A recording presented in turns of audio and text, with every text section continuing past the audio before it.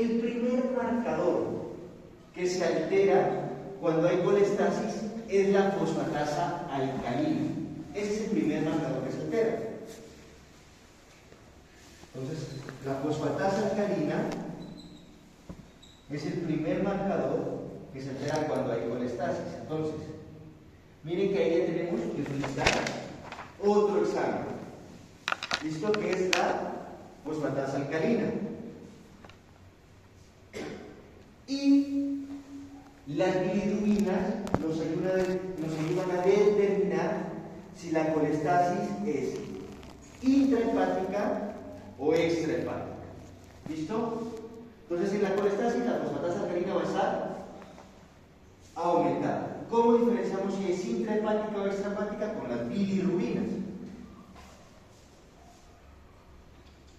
Si las bilirrubinas están aumentadas, quiere decir que es extrahepática. Si las bilirrubinas están normales, quiere decir que que la colestasis es extrahepática. ¿Sí queda claro? Sin embargo, en algún... aquí intrahepática. Si son normales, es intrahepática. Listo. Sin embargo, hay algunas entidades, algunas enfermedades que nos pueden dar colestasis extrahepática con aumento de bilirrubinas espesas de la indirecta. ¿Como cuáles? Como las anemias, la anemia hemolítica. La anemia hemolítica nos puede aumentar la bilirrubina espesa de la directa. Cuando hay una alteración a nivel de los conductos, ya se los explicaré mejor más adelante, va a haber una colestasis extrahepática, pero seguramente porque haya un cálculo o un tumor y nos va a dar una hiperbilirrubinemia espesa de la directa o conjugada. ¿Listo? ¿Sí queda claro hasta ahí? Bueno. Aquí en la colestasis intrahepática es muy importante tener en cuenta una cosa. ¿Listo? Entonces recordemos que la fosfatasa alcalina no únicamente se produce en el hígado, ¿listo? Se produce en otros órganos. ¿Y el órgano que más produce fosfatasa alcalina cuál es?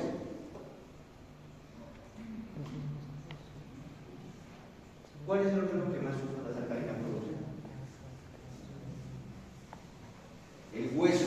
El hueso es el órgano que más fosfatasa alcalina produce. ¿Sí? ¿Sí queda claro?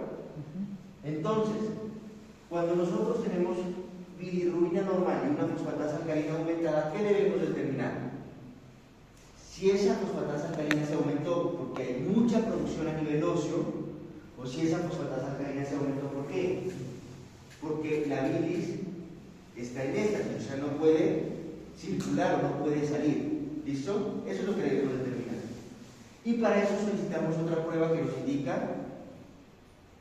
nos indica colestasis, que es ¿cuál? Ya les había dicho, la gamma-glutamil transpeptidasa. ¿Sí? Eso nos aumenta la sensibilidad y la especificidad de la prueba. Si la gamma-glutamil transpeptidasa sale positiva, ¿qué quiere decir? Que el problema de la fosfatasa alcalina sí es hepático, pero si nos sale negativa, ¿qué quiere decir? Que el problema no es hepático, sino el problema posiblemente sea óseo. ¿Sí queda claro? Muy bien.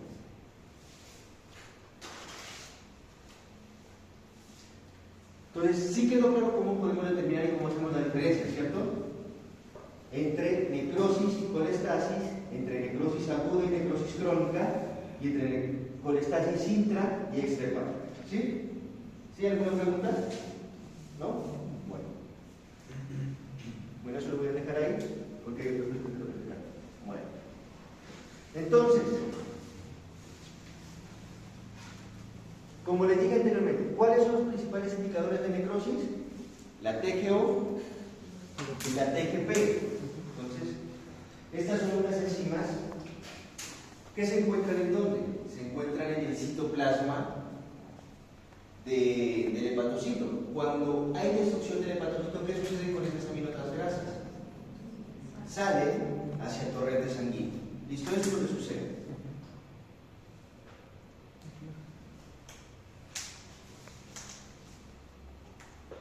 ¿Cuál es la función de estas aminotransferasas? ¿Qué función cumplen a nivel hepático? ¿Por qué se llaman aminotransferasas? Transfieren grupos aminos a ácido oxalacético y a ácido pirúvico. ¿Listo? Esa es la función que cumplen ellos.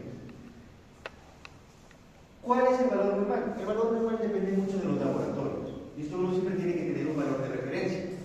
Entonces, yo coloco estos valores, pues que son los que da básicamente el libro, pero depende mucho del valor de referencia del laboratorio. Nosotros, ¿qué es lo que debemos determinar? Si ese valor de referencia está 10 veces por encima del valor normal o está menos de 10 veces por encima del valor normal. ¿Listo? En hombres, pues la TGP es de 29 a 23, más o menos, y en mujeres es de 19 a 25, más o menos. Lo que les digo, depende mucho del valor de referencia que nos dé el laboratorio. ¿Listo?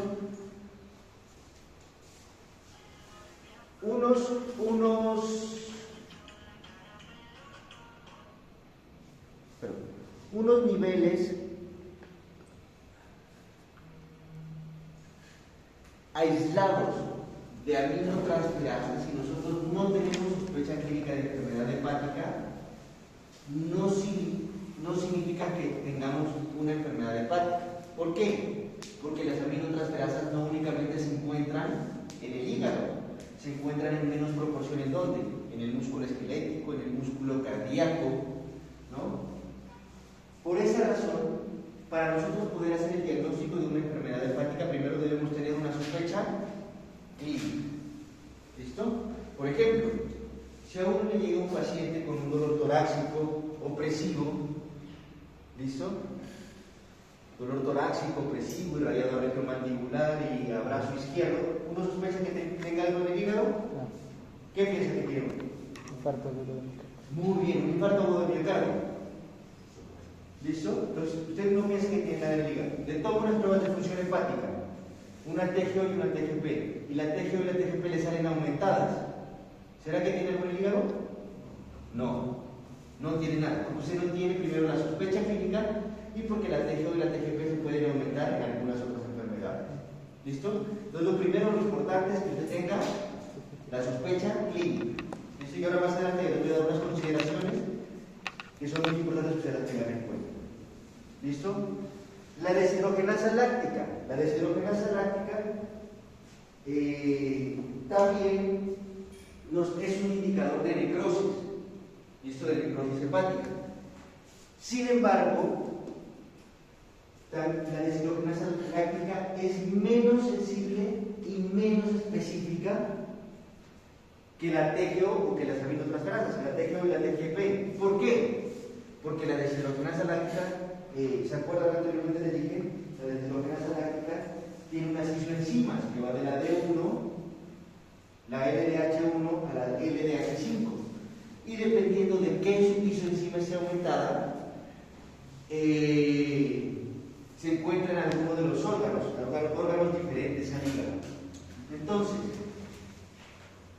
la deshidrogenasa láctica se la puede encontrar en los glóbulos rojos, por eso cuando se destruyen los glóbulos rojos puede haber aumento de la deshidrogenasa láctica. Entonces, si usted encuentra un paciente con anemia y le toma deshidrogenasa láctica y la deshidrogenasa láctica está alta, ¿será que esa deshidrogenasa láctica está alta porque tiene enfermedad en el hígado? No, es por la anemia, sobre todo la anemia hemolítica, ¿no? Que es destrucción de los glóbulos rojos. ¿Listo?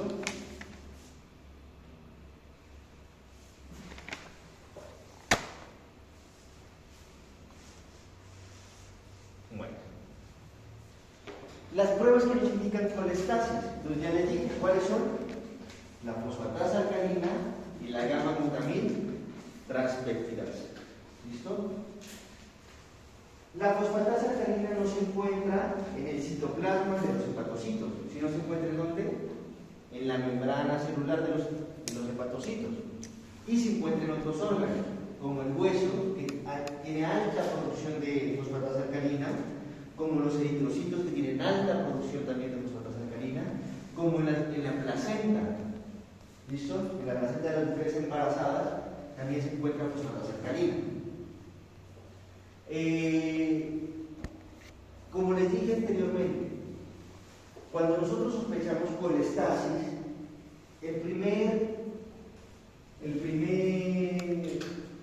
la primera enzima que se altera es la fosfatasa alcalina. ¿Listo? Y nosotros, para poder diferenciar si esa fosfatasa alcalina se da por alteración intra y extrahepática, debemos tener que en cuenta las bilirrubinas. Las bilirrubinas son quienes nos indican si es intrahepática o extrahepática. Extrahepática cuando las bilirrubinas están aumentadas, intrahepática cuando las bilirrubinas están normales. Sin embargo, cuando las bilirrubinas están normales, ¿qué debemos tener en cuenta? Que la fosfatasa alcalina únicamente no se aumenta, ¿por qué? Por enfermedades hepáticas, sino también se puede aumentar por enfermedades óseas. Entonces, ¿qué debemos solicitar o qué debemos tener para poder determinar si es que sí es por alteración hepática? Una gamma-glutamilatransfertirasa. ¿Listo? Y si la gamma-glutamilatransfertirasa sale elevada, quiere decir que la colestasis sí es intrahepática, pero si sale normal, ¿qué quiere decir? Que seguramente esa elevación de la fosfatasa alcalina sea por alguna otra cosa. Entonces, por ejemplo, si ustedes tienen una mujer embarazada, ¿cómo van a encontrar la fosfatasa alcalina? Elevada. ¿Por qué? Porque también se produce ¿en dónde? En la placenta. ¿Listo? ¿Cómo van a encontrar las bilirrubinas? Pueden estar normales. ¿Listo? Si están normales, entonces se dice, esa paciente tiene posiblemente una colestasis intrahepática. ¿Qué deben hacer? Solicitarle gamma-glutamilatransfertirasa. Si sale positiva, sí tiene una colestasis intrahepática. Si sale negativa, ¿cuál es el diagnóstico? Nada, está normal porque en la placenta también se produce. ¿Listo? El embarazo hizo que se aumente la fosfatasa alcalina. ¿Cuál es la función de la fosfatasa alcalina?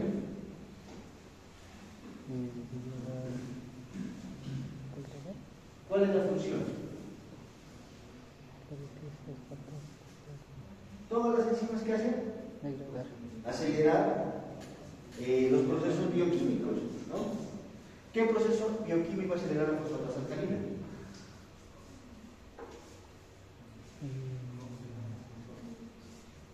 ¿No recuerdan?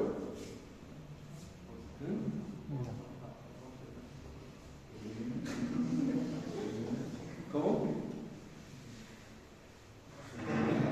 ¿No? No. La fosfatasa alcalina lo que hace es acelerar el proceso bioquímico de los fosfatos de unas proteínas que se dihidrotetrafosfato en dos moléculas. ¿Listo? Las divide en dos. Muy bien. Profe, ¿y si eso se lo tiene que hacer? ¿Cómo? Sí. O sea, si los fosfatos hueso. Tienen que pedir una gammagrafía ósea, porque seguramente sea por tumor. Por un tumor óseo.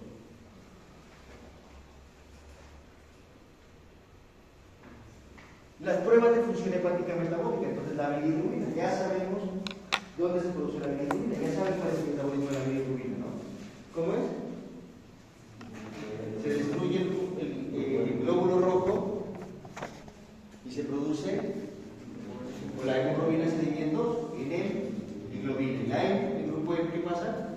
Por medio de la M oxígena se convierte en bilirrubina y por medio de la bilirrubina se convierte en bilirrubina no conjugada, que entra al hígado y se une a la albúmina para convertirse en bilirrubina conjugada. Entonces, cuando se une a la albúmina, se convierte en bilirrubina conjugada.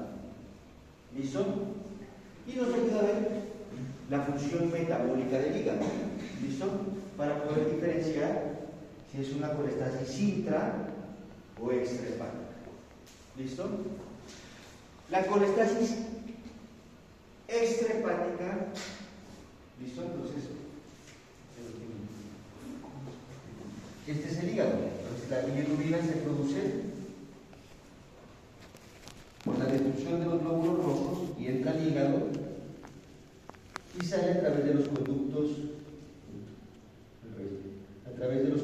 hepáticos hacia el colédoco para luego ser excretada a través de la materia fecal, ¿cierto? Muy bien. Cuando nosotros tenemos, entonces, una bilirrubina aumentada, ya sabemos qué es. ¿Un problema qué? Extrahepático. Una colestasis extrahepática. Y la colestasis extrahepática se puede producir por dos cosas. Por un problema acá, ¿listo? Después de que se haya conjugado, o un problema acá, antes de que se conjugue. ¿Sí? Por eso se llama extrahepática. El problema o está acá o está acá. ¿Cómo diferenciamos si el problema es después de conjugarse o antes de conjugarse? Entonces, recuerden que nosotros debemos solicitar bilirrubina total, bilirrubina directa, que es la bilirrubina conjugada, y bilirrubina indirecta, que es la bilirrubina no conjugada. ¿Listo? Entonces, si nosotros encontramos una bilirrubina total aumentada y es expensas de la directa, ¿qué quiere decir? Que esa bilirrubina ya se conjugó aquí en el hígado. Lo que pasa es que no puede salir por los conductos biliares. Entonces, por dos cosas: o hay un cálculo en el conducto biliar que está obstruyendo, o hay un tumor del conducto biliar que está obstruyendo la salida. ¿Listo? Pero si la bilirrubina la bilirrubina total está aumentada a expensas de la bilirrubina no conjugada, ¿qué quiere decir? Que el problema está antes de pasar al hígado o posiblemente aquí en el hígado. ¿Listo? Muy bien. ¿Qué problema podemos tener antes de llegar al hígado? Que haya mucha destrucción de glóbulos rojos, entonces como las anemias hemolíticas. Entonces hay mucha destrucción de glóbulos rojos, tanto así que el hígado no tiene la capacidad para conjugar toda la bilirrubina que le está llegando, y por eso se aumenta a expensas de la indirecta. ¿Y qué más? Y una enfermedad que se llama la enfermedad de Gilbert. La enfermedad de Gilbert también aumenta, es una enfermedad de tipo hereditario que hace que el hígado no tenga la capacidad para conjugar toda la bilirrubina que está llegando. ¿Listo? Síndrome o la enfermedad de Gilbert. Son las dos cosas que nos pueden aumentar la bilirrubina a expensas de la indirecta. ¿Sí queda claro?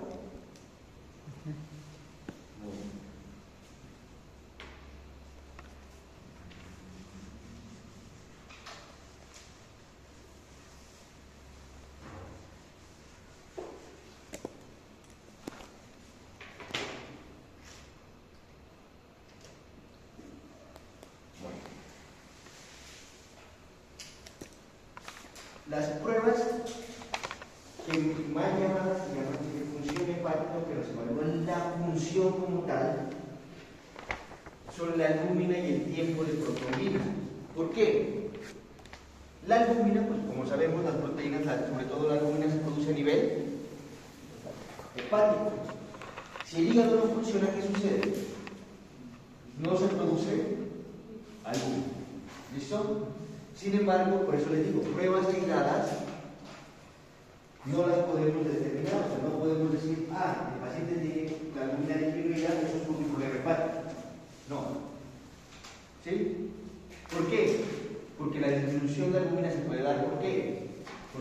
consumo de proteínas. ¿Por qué? Porque el paciente está perdiendo proteínas por orina, porque el paciente está perdiendo proteínas a nivel intestinal. Entonces no necesariamente nos indica que el paciente no está produciendo proteínas. Y el tiempo de protrombina. Pues el tiempo de protrombina depende de los factores de coagulación. ¿Listo? Y hay unos factores de coagulación que se producen en el hígado. ¿Cuáles son los factores de coagulación que se producen en el hígado? El 12. ¿Ah? Factor de coagulación.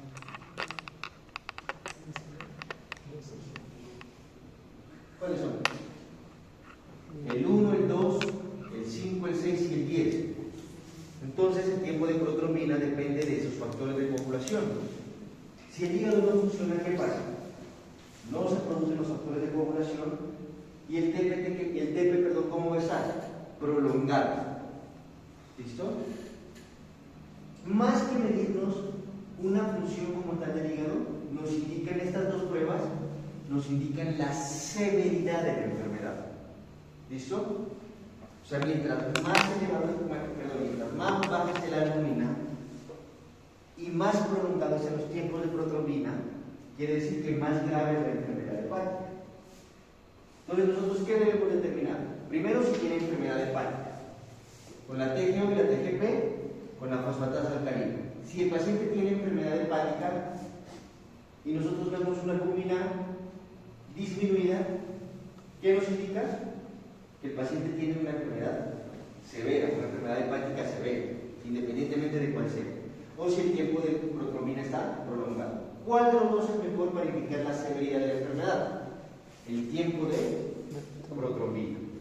El tiempo de protrombina es más sensible y específico para determinar la severidad de la enfermedad.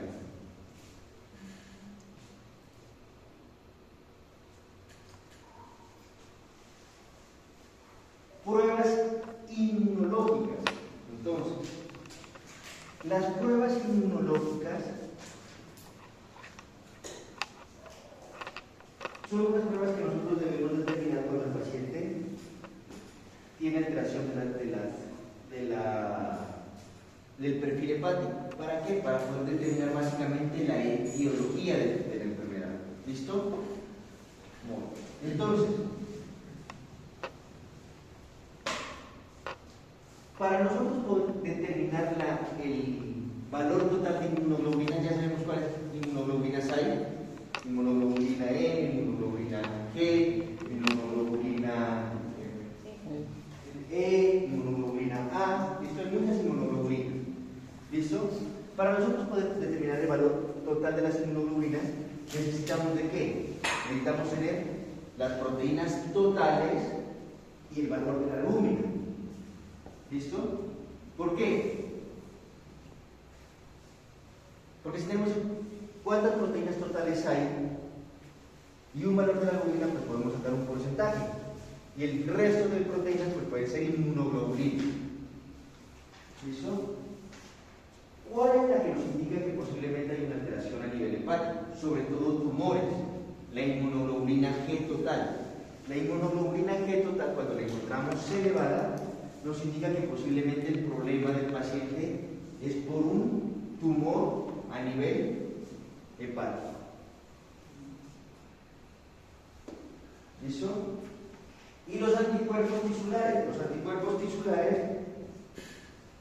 también nos determinan la posible etiología cuando sospechamos que la hepatitis o el daño hepático es por enfermedades autoinmunes. Entonces, por ejemplo, podemos tener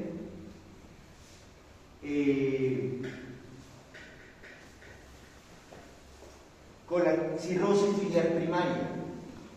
Entonces, si nosotros sospechamos que el paciente tiene una cirrosis biliar primaria, por lo general esa cirrosis se produce ¿por qué? Por enfermedades autoinmunes. Tenemos que pedir anticuerpos tisulares. ¿Como cuáles anticuerpos? Debemos pedir anticuerpos antimembrana basal. Otra enfermedad autoinmune muy común que se produce en el hígado es la colangitis esclerosante. Y cuando nosotros sospechamos que el paciente tiene colangitis esclerosante, debemos necesitar también anticuerpos antimembrana basal, anticuerpos anticitoplasma de neutrófilos, anticuerpos antimúsculo liso y anticuerpos antinucleares.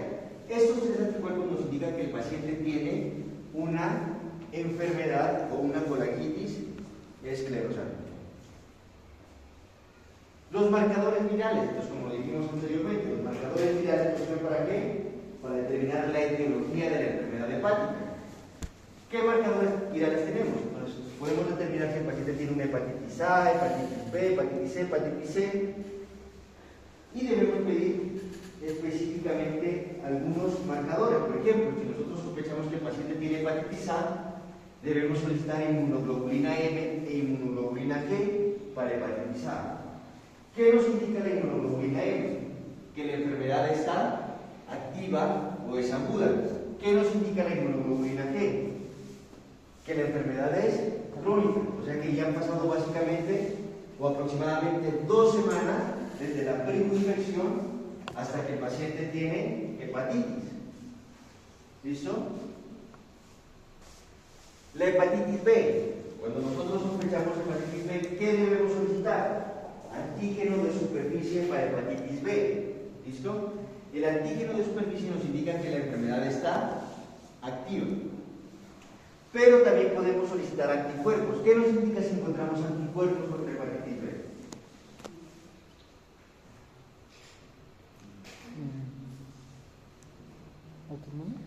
¿Qué nos indica? ¿Quién me dice?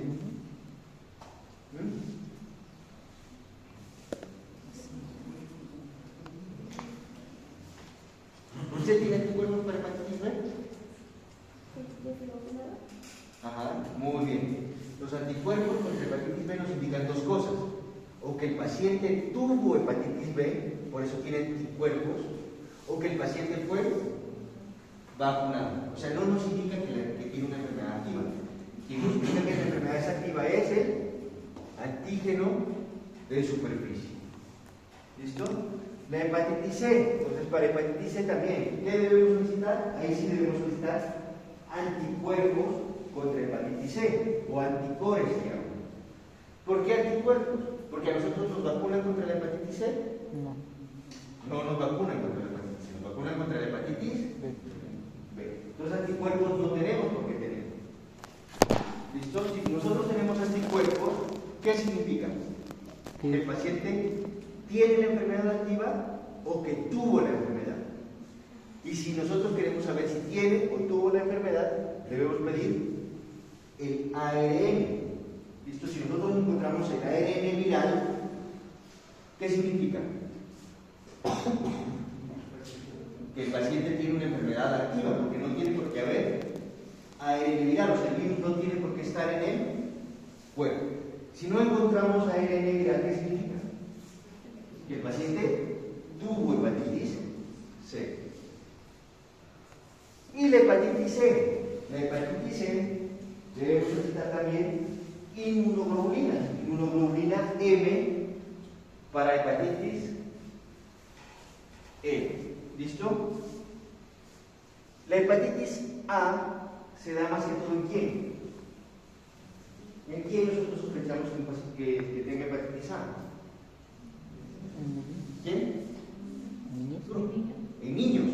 La hepatitis A se da más que todo en niños. ¿Por qué? Porque los niños se meten todo a la boca. Y recuerden que la hepatitis A se da por contaminación oral fecal. ¿Listo? La hepatitis C se da más en quién. La C.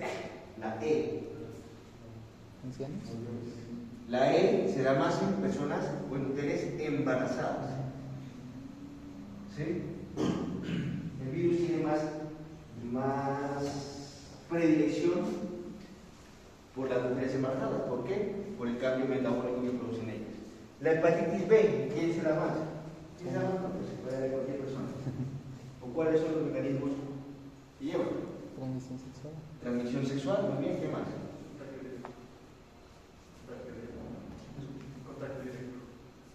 Contacto directo. No. Contacto. No. Porque la vía de diseminación es a través del flujo. Entonces, por eso se da por transmisión sexual, se da ¿por qué? Por transfusión de sangre, ¿no? Por punción con agujas contaminadas. Y la hepatitis C, ¿por qué se da más? También se da por contacto directo. Sin embargo, el virus de la hepatitis C no se encuentra en los líquidos corporales, sino únicamente en la sangre. Entonces, por punción o por transfusiones de sangre, es la principal causa de hepatitis C. Bueno.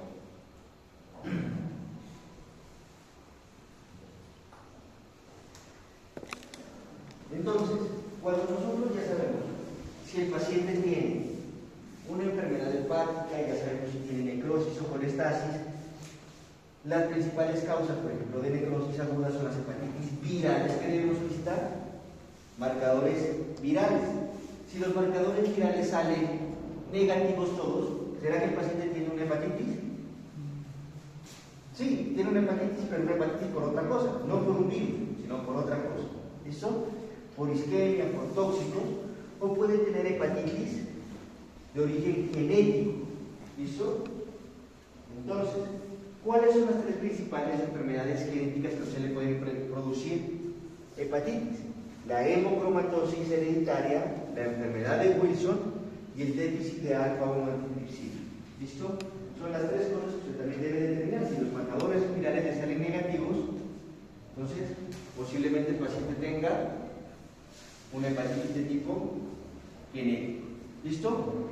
¿Qué es la hemocromatosis hereditaria? La hemocromatosis hereditaria, pues como su nombre lo dice, es una enfermedad hereditaria donde hay alteración en el metabolismo del hierro. ¿Listo? El hierro no se puede metabolizar y se acumula a nivel hepático. Y al acumularse a nivel hepático produce daño de los hepatocitos y produce cirrosis. Tanto así que puede llevar a ¿qué? Puede llevar a cáncer hepatocelular. ¿Listo? ¿Qué es lo que vamos a solicitar cuando nosotros tenemos o sospechamos una hemocromatosis hereditaria? Debemos solicitar saturación de transferrina, ferritina sérica, ¿listo? Si la saturación de transferrina es mayor del 45% y la ferritina sérica está alta, nosotros tenemos alta sospecha de que sea una hemocromatosis hereditaria. ¿Y qué debemos hacer? Un análisis fenotípico o hacer una biopsia hepática. ¿Para qué? Para determinar niveles de hierro a nivel de los hepatocitos. La enfermedad de Wilson es otra enfermedad que nos produce daño hepático. ¿Qué es la enfermedad de Wilson? Entonces es una alteración hereditaria del metabolismo del cobre. Entonces el cobre también se acumula a nivel hepático. ¿Y qué debemos solicitar? Debemos solicitar niveles de ceruloplasmina y hierro en orina. Si los niveles de ceruloplasmina están por debajo de 20 y el hierro en orina 24 horas está positivo o hay presencia de cobre en orina, aquí no hay hierro, aquí es cobre, aquí es cobre. Y la presencia de cobre en orina está por encima o está elevada, la en orina de 24 horas, nosotros tenemos alta sospecha de que el paciente tenga una enfermedad de Wilson. ¿Qué debemos hacer? También una biopsia hepática para determinar si hay niveles de cobre a nivel hepático. Y el déficit de alfa-1 antitripsina. Entonces ya lo vimos, ¿cierto? Lo vimos cuando vimos ¿qué? ¿No ustedes lo vimos? Sí. Cuando vimos electroforesis de proteínas. Entonces, ¿qué debemos pedir? Una electroforesis de proteínas. Y si hay disminución del alfa-1 antitripsina o la alfa-1 globulina, pues nosotros sospechamos que hay un déficit de alfa-1 antitripsina y lo que debemos solicitar es un estudio fenotípico. ¿Listo? Bueno.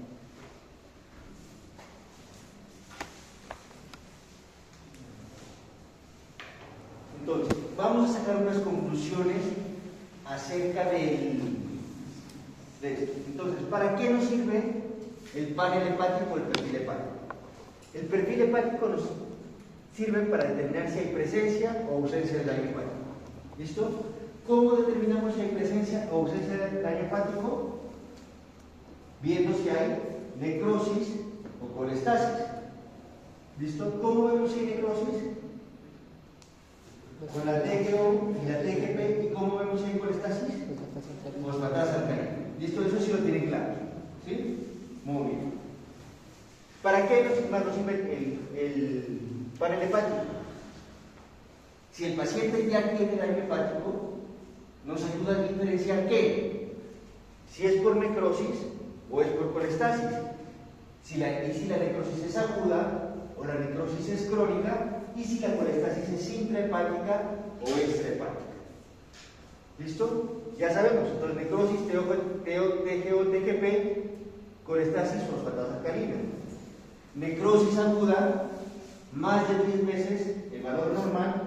Necrosis crónica, menos de 10 veces, más albumina disminuida. Y si es colestasis, bilirrubina. Si la bilirrubina está alta, extrahepática; si está normal, intrahepática. Eso sí ya lo tenemos claro, ¿cierto? Muy bien. ¿Para qué más nos sirve? Para identificar una enfermedad en particular. Entonces, no es únicamente quedarnos aquí, ¿listo? Sino debemos saber qué enfermedad está produciendo ese daño hepático. Las enfermedades que pueden ser virales, pueden ser tóxicos, pueden ser autoinmunes, pueden ser genéticos, ¿listo? Muy bien. Y nos ayuda y debemos determinar qué más, la severidad de esa enfermedad hepática. Si esa enfermedad es severa o no es severa. ¿Y cuáles son los dos marcadores que nos indican severidad? La albúmina y el tiempo de protromía. ¿Listo? Entonces sí lo tienen claro. Ahora sí, únicamente nosotros, teniendo pruebas de función hepática, por algunas características especiales, podemos acercarnos hacia la enfermedad que está produciendo el paciente. ¿Listo? Entonces, ya les voy a explicar eso. Entonces, estas son consideraciones especiales, o sea, lo que usted debe pensar cuando tiene características especiales de la TGO, la TGP, de la fosfatasa alcalina o de las bilirrubinas. ¿Listo? En cuanto a la presencia o ausencia de daño hepático, entonces es lo primero que nosotros vamos a ver. Si la TGO o la TGP está produciendo daño hepático, o si la fosfatasa alcalina está produciendo daño hepático. ¿Cuáles son las consideraciones especiales? Como lo dijimos anteriormente, para determinar que hay necrosis, ¿qué debemos tener? TGO elevada, TGP elevada, pero debemos tener fosfatasa alcalina normal. ¿Listo? Muy bien. Lo que les decía, si usted no sospecha que el paciente tenga una enfermedad hepática, si usted tiene un perfil hepático normal, pues eso excluye la enfermedad. El paciente no tiene nada en el hígado. ¿Listo? Pero si usted sospecha una enfermedad hepática y el perfil hepático está normal, ¿qué predomina? La clínica. ¿Sí? O sea, el hecho de que usted tenga un perfil hepático normal no significa que el paciente no pueda tener nada en el hígado. ¿Sí queda claro? Entonces no nos excluye más o predomina más que la clínica. ¿Sí? ¿Qué tendrá que hacer entonces? Pedir otro tipo de estudios que nos ayuden a determinar si realmente el paciente tiene una alteración hepática. Entonces voy a dar un ejemplo, así rápido. El paciente le llega con un dolor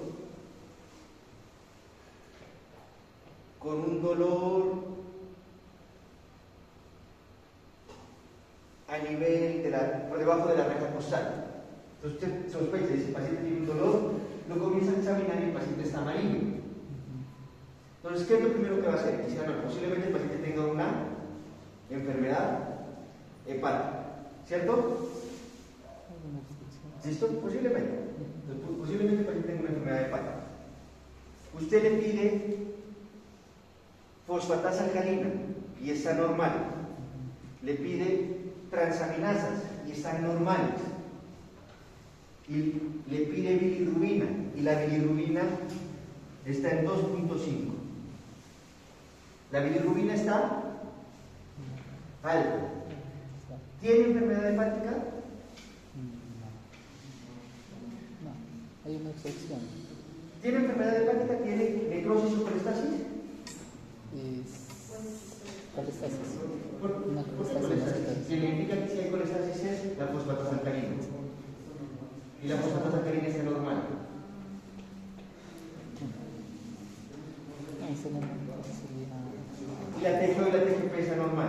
¿Tiene necrosis o tiene colestasis? No tiene necrosis, tiene colestasis. Lo que les dije, las bilirrubinas, ¿por qué se pueden aumentar? Por anémicos. Por anemia. ¿Por qué más se pueden aumentar? En sepsis se pueden aumentar. O sea, entonces, ¿tiene enfermedad hepática o no? No, con eso no. ¿Cómo? ¿Tiene o no tiene?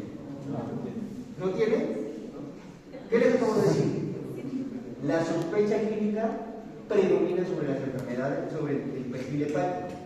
Si usted tiene mucha sospecha clínica, ¿qué debe hacer? Solicitar más exámenes. ¿Listo?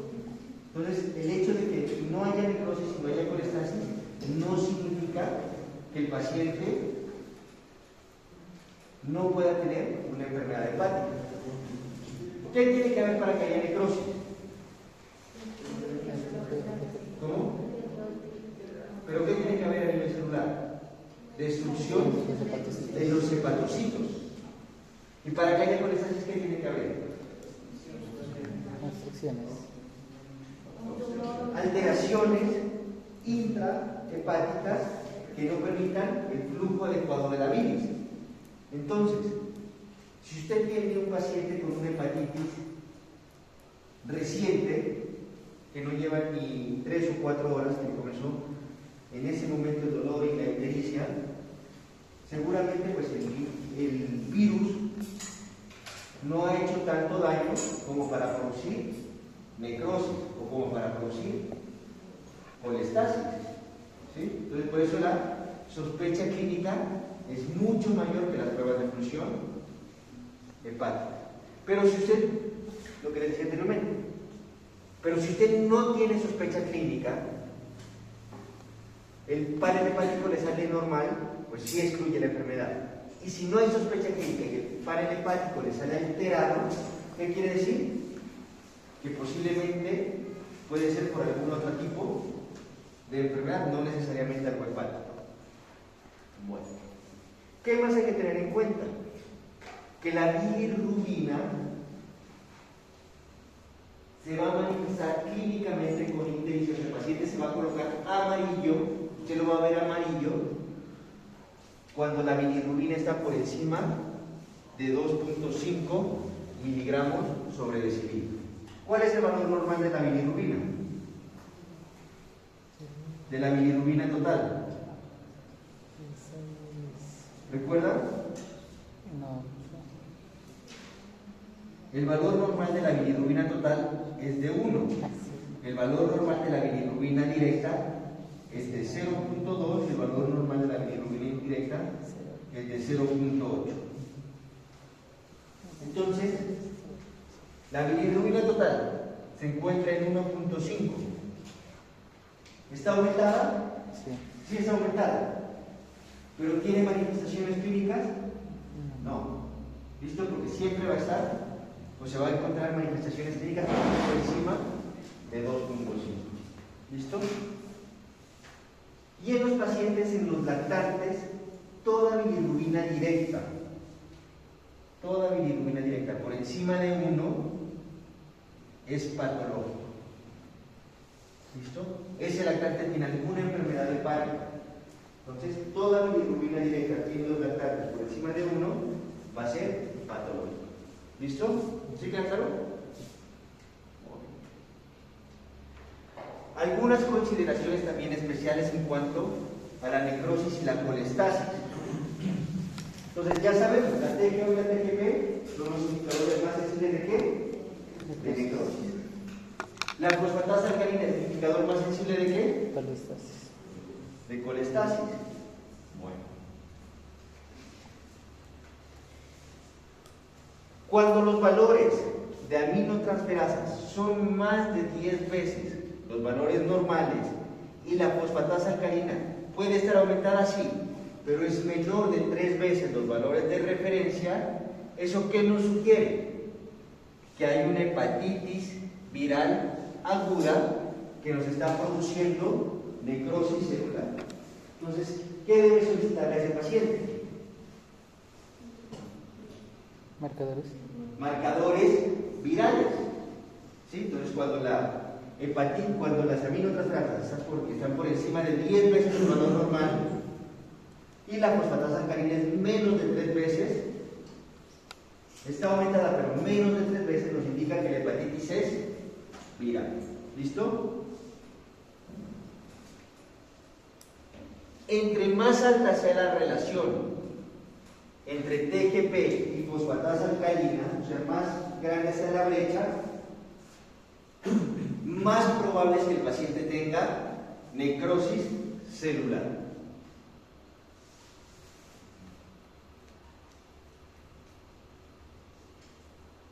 ¿Cuándo sospechamos obstrucción de la vía biliar colestásica? Cuando la fosfatasa alcalina está aumentada entre 3 y 10 veces el valor normal, pero las aminotransferasas son menores de 10 veces el valor de referencia. O sea, nosotros podemos tener necrosis si tenemos obstrucción de la vía biliar.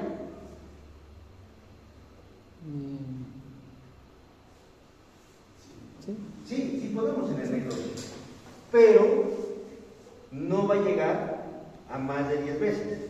En cambio, la fosfatasa alcalina sí va a llegar por encima de 3 a 10 veces. O sea, ¿nosotros podemos cursar con necrosis y colestasis al mismo tiempo? Sí. ¿Listo? Por eso es muy importante tener en cuenta los valores de referencia.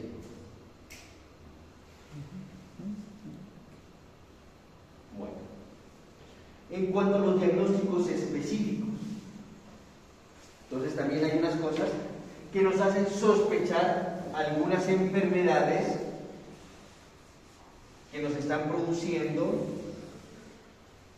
la hepatitis o el daño hepático. Por ejemplo, cuando nosotros ya sabemos que la necrosis se produce ¿por qué? Por aumento de la TGO y la TGP por encima de 10 veces el valor normal, o por encima, cuando es aguda por encima de 10 veces, y cuando es crónica, ¿entre cuánto? Menor de 7 veces. ¿Listo? ¿Cuándo nosotros sospechamos que la hepatitis puede ser viral y aguda? Cuando la relación TGO-TGP es menor de 1. Entonces ustedes hacen una relación, dividen la TGO sobre la TGP, y si es menor de 1, usted dice, ese paciente tiene hepatitis, posiblemente ¿por qué? Por virus. Entonces, ¿qué tiene que solicitarle? Marcadores virales. Marcadores virales. ¿Listo? Muy bien. Cuando la TGO y la TGP es mayor de 2, posiblemente la hepatitis sea por alcohol. ¿Listo? Entonces, si es mayor de 2, usted va a sospechar, pues el paciente tiene necrosis. ¿Listo? Necrosis hepática. Saca la relación. La relación le da mayor de 2. ¿Usted piensa que son virus? No. Entonces, ¿le va a pedir un perfil viral? No. Posiblemente la hepatitis sea de causa alcohólica. ¿Listo? Otra cosa que toca tener en cuenta. Si la relación TGO y TGP está entre 1 y 2, el daño hepático es crónico. No es algo agudo, es algo crónico. ¿Listo? Muy bien. ¿Cuáles son los valores de TGO? Lo que le dije, depende de laboratorio. Debe tener un control. Entonces usted le da un valor, un laboratorio. Entonces le dice valores normales entre 10 y 20. ¿Listo? Entonces usted ya sabe que es entre 10 y 20. Y le sale como resultado 500. ¿Cuántas veces por encima del valor normal está?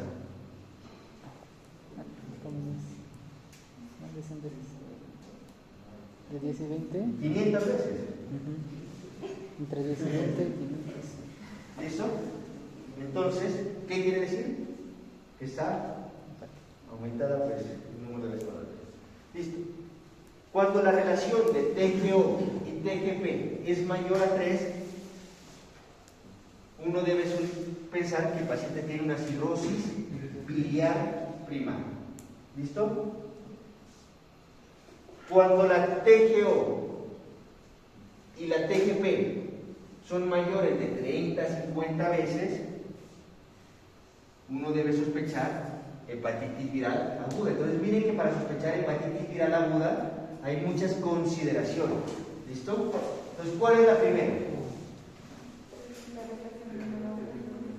Que la TGO y la TGP sean 10 veces por encima del valor normal y que la relación sea menor de 1.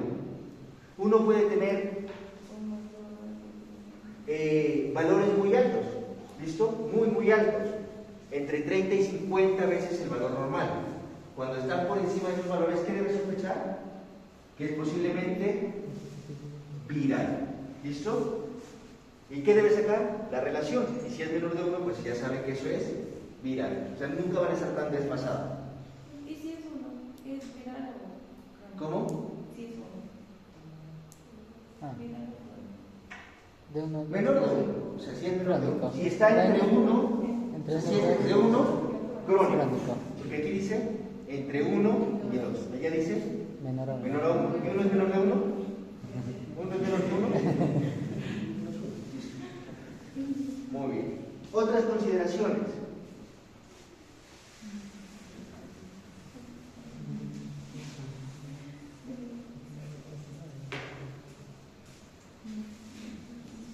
Cuando los valores de TGO y TGP son mayores de 100 veces el valor normal, uno debe sospechar que el paciente tiene una hepatitis tóxica o una hepatitis isquémica o una hepatitis viral, pero una hepatitis ¿por qué virus?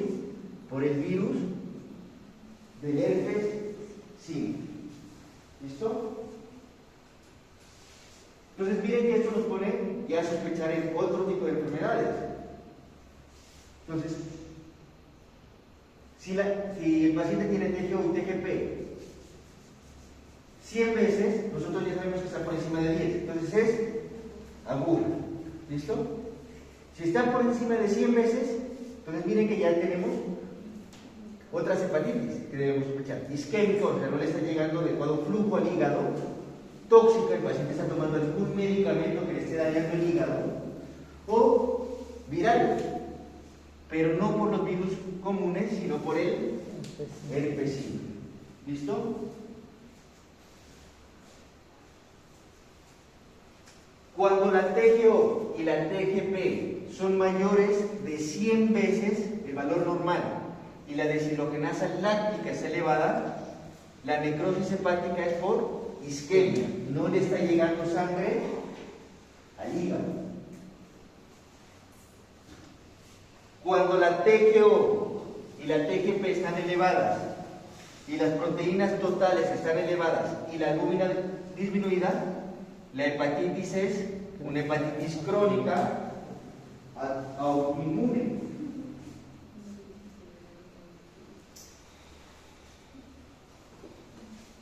Eso en cuanto a las necrosis. En cuanto a los patrones colestásicos, ¿qué debemos saber? Pues ya sabemos que hay una colestasis intra y extrahepática. ¿Cuándo sospechamos que hay patrón colestásico extrahepático? Entonces ya les dije, cuando la fosfatasa alcalina está elevada, sobre todo más de 3 a 10 veces, y la bilirrubina está aumentada a expensas de la bilirrubina directa. Eso ya lo vimos. ¿Listo? Esto es muy importante. La relación bilirrubina directa y bilirrubina total va a ser de 40%. ¿Listo? Entonces el patrón por obstrucción será cuando tiene estas características. Y los marcadores de necrosis pueden estar aumentados, sí, pero van a estar aumentados menos de 10 veces el valor normal.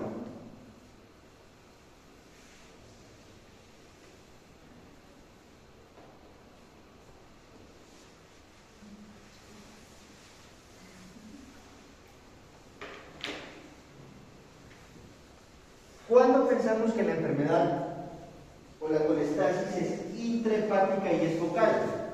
Cuando la fosfatasa alcalina está aumentada entre 2 y 10 veces. Ya les dije, la bilirrubina es normal y la deshidrogenasa láctica va a estar más aumentada que las transaminasas. Lo que hablábamos anteriormente, la fosfatasa alcalina no únicamente se produce en el hígado, sino también se produce en el hueso. Entonces, cuando nosotros tenemos una colestasis intrahepática, debemos pedir gamma-glutamiltransferasa para determinar si el problema es socio o si el problema es netamente hepático. ¿Listo? ¿Por qué era tan importante la relación bilirrubina directa y bilirrubina total? Porque si nosotros tenemos una relación de bilirrubina directa y bilirrubina total mayor del 40%, eso se da ¿por qué? Por obstrucción de la viabilidad. Si nosotros tenemos una relación bilirrubina directa, bilirrubina total entre el 20 y el 40%, eso nos indica que hay necrosis hepatocelular.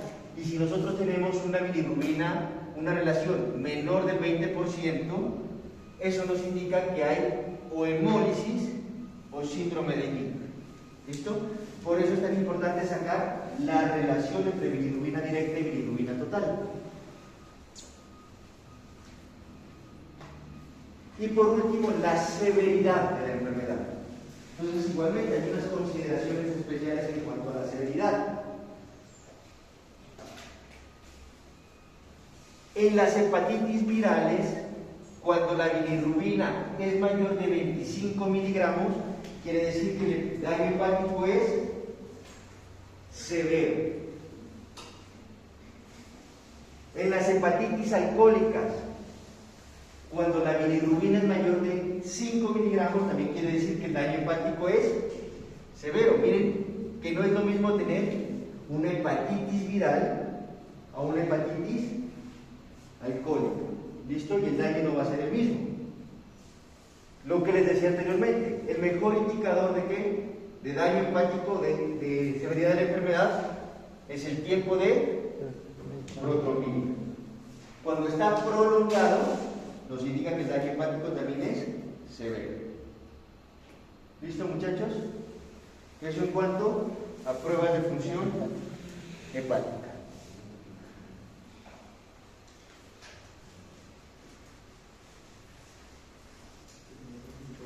¿Sí quedó claro? ¿Alguien tiene alguna pregunta?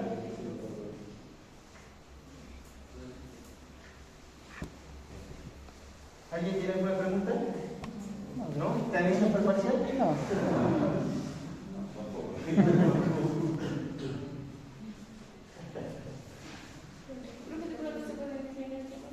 ¿Se puede qué? ¿Otra pregunta?